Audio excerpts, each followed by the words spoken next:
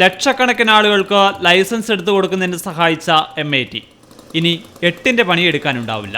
അവസാന ദിവസത്തെ ടെസ്റ്റും കഴിഞ്ഞ് MITകൾ ഗ്രൗണ്ട് വിട്ടു. ഇരുചക്ര വാഹനങ്ങളിൽ ഏറ്റവും എളുപ്പത്തിൽ ഓടിക്കാവുന്നതായിരുന്നു ഡ്രൈവിംഗ് പരിശീലനത്തിനും ടെസ്റ്റിനും MITയെ ആളുകളുമായി അടുപ്പിച്ചത്. 8 ഒക്കെ എടുക്കുമ്പം കുറച്ചും കൂടെ നല്ലത് MIT ആയിരിക്കും എനിക്ക് തോന്നുന്നത്. ഡ്രൈവിംഗ് ടെസ്റ്റിനുണ്ടാവില്ലെങ്കിലും MITയെ ചേർത്ത് പിടിക്കുമെന്ന് ഡ്രൈവിംഗ് സ്കൂൾ ഉടമകൾ. ഒത്തിരി നാൾ നമ്മൾ മെയിൻറ്റെയിൻ ചെയ്തും നമുക്ക് ഒത്തിരി നാൾ പഠിപ്പിച്ചും ആത്മബന്ധമുള്ള വണ്ടിയാണത്. MIT നമ്മുടെ കുടുംബത്തിലൊരു അംഗമാണ്, അതൊരിക്കലും ഉപേക്ഷിക്കില്ല. ഡ്രൈവിംഗ് ടെസ്റ്റിലെ പരിഷ്കാരം സുരക്ഷിതമായ ഗതാഗത സംവിധാനത്തിന് സഹായിക്കുമെന്നാണ് മോട്ടോർ വാഹന വകുപ്പിലെ ഉദ്യോഗസ്ഥരുടെ നിലപാട്.